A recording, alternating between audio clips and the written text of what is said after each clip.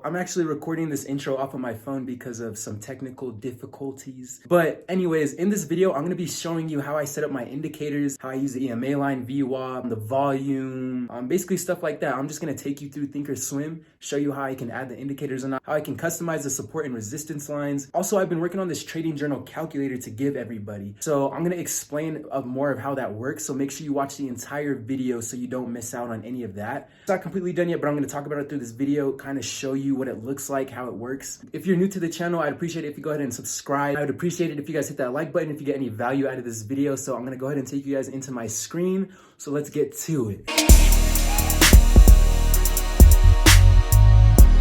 Right now I'm on the 5-day 5-minute chart, but so as you can see right now, this purple line right here is a VWAP, this blue line right here is gonna be the EMA line. And then I just use these volume averages. You don't have to use, again, you don't have to use any of these, but this is just what I like to use. I'm gonna go ahead and just take everything off of the screen for now. So when I first pull up this screen, I'm on the 5-day 5-minute chart. I can even go to the 1-minute chart. But if I pull up this screen, this is how the screen is gonna look entirely blank. Even though it's blank support and resistance lines, just by right-clicking, and I'm able to do that. But in this video, I'm gonna show you how you'll be able to set yours up like mine as well. We're gonna come right here to this science glass looking thing. We're gonna type in exponential and it'll bring it up right here. And then you're gonna wanna add it. We're gonna wanna add the VWAP indicator as well. We'll go ahead and add that. And then I like to use the volume average. It's really not a big deal, but you can do that if that's how you like it as well. So right when I apply it, the first thing you guys are gonna notice is these 3 lines with the VWAP. This gold line, this purple line, and this pink line. Just because of preference, I like to take off the top and the bottom band. And the way you do that is you come back into the same thing, you click that little glass looking thing. You're gonna wanna go to VWAP, go to settings, go to upper band, and you're gonna wanna uncheck all of these boxes. So go ahead and do that, and then do it to the lower band as well, if you don't want the lower band and upper band on there. And you're gonna wanna apply it, and then that's how my VWAP looks. So the VWAP is the volume weighted average price, and usually if it's trending above the VWAP, that means it's going to be a little more bullish. If it's trading beneath the VWAP line, that usually means it's going to be a little more bearish. So in my opinion, I just don't see any use to the top VWAP for me and for the way I trade. So if you find use to the top or bottom one, by all means, go ahead and use it. But for the way I trade, I don't see any use. I have these volume bars down here. I like to look at the volume average for any above average spikes in volume. So like as you can see right here, all above average signs of volume, you can incorporate that however you want into your trading style. Basically, it's a pretty simple setup. Oh yeah, before I forget, let me show you how I add the support and resistance lines. So for example, we know there's a resistance, there's gonna be a resistance around the pre-market high. We know that. So if I wanna do that, I would just right click and then right click again. But some of you guys might have yours as the red lines as default. And I know a lot of people want to figure out how to get theirs like mine, where the lines are dashed and where they're extending across the entire screen. So I'm gonna go ahead and show you that right now. Go to the one of the lines you made, go ahead and right click on it, and you're gonna wanna click edit properties. So after you edit properties, down here with style is where you can add the dashed line, and mine is this middle one. And then you can also change the width if you'd like. You can change the color of your line down here if you want to do that. You can have it if it extends all the way to the left or right. Show label, you can have it like that if you want. So you can do all of that type of stuff. All you have to do is go make it a dashed line like mine, and then you just have to change the color. That's all you have to do. So yeah, that's pretty much it. That's how I like to set mine up. While we're here, I'm just gonna mention, when I'm trading, I also use time and sales right here on the right side. Time and sales will show you the actual trades that are being executed. So these trades are actually going through, these are basically the receipts. And as you can see, it's moving right now a little bit just because there's a little bit of action right now in aftermarket hours. And then this is gonna be the level 2 right here. I also use these for entries and exits. I'm still gonna have to make another video going a little more in depth about the level 2, but if you're a beginner, you don't even need to worry about that right now. Just take it one thing at a time and take small steps. So I like to use the news over here on the left side. I always check for the news. You always want to make sure if you're trading any type of stock or looking to trade it, you want to know if there's a catalyst. And if you don't know, a catalyst is the reason for why a stock is moving.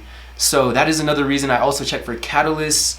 And I literally use the news tab over here. You just click the live news tab over here. You can make sure you're creating your own little watch list. I just have some random stocks as well. I have my own personal watch list, random stocks again. So Yeah, you can really customize this exactly however you like it. There's really no best way to do it. It all comes down to personal preference. One other thing I'm going to mention, if you want to know how to have extra space over here on the right side of the screen, if yours doesn't have it, you know what I'm talking about. You're going to want to go up here to the settings tab. Go up here, click settings, and you're going to want to go to time axis. And then this expansion area, this drop down menu, that's going to let you choose it. Because look, if I put 0, this is what it's going to look like. I can't scroll any more over. It's literally right on the edge, and that's pretty annoying. And you want to be able to look a little ahead before the candlesticks get there. So just go to time axis, hit the drop down menu. I like to use 100. You can use 100 or 50. It's really not a big deal. For appearance, if this is where you can change the candlesticks if you want them to fill on the way up or down. If you want the volume bars colored, you can change the colors of the volume bar right here. Yeah, so you can pretty much do anything. If you want to take the graph off of the back of the screen, you have to uncheck that box, and that's how you get rid of the default volume. And then you can overlap the volume if you'd like as well. So if I go here, check that box, apply and press OK, you can see it's overlapping in the back. It's just I don't have it on there because it looks a little distracting for me. That's going to pretty much wrap it up. I basically just use the VWAP, I use the EMA line, your basic support and resistance, and then I just use the volume. That's pretty much it. I definitely use time and sales level 2, and then also you can use the news tab to your advantage. Another video, I can go over this as well. For your scan, you can set up your filters for your scans, your criteria for your scans, and other things like that as well. So this platform is really useful. Knowing how to use your tools at your disposal is definitely going to be important, especially when it comes to trading. This will be able to show you your wins, your losses, your win percentage basically. This will be able to show your risk reward, your largest win, largest loss, and all of these up here on the top, these are all automatically going to be calculated. And let me show you.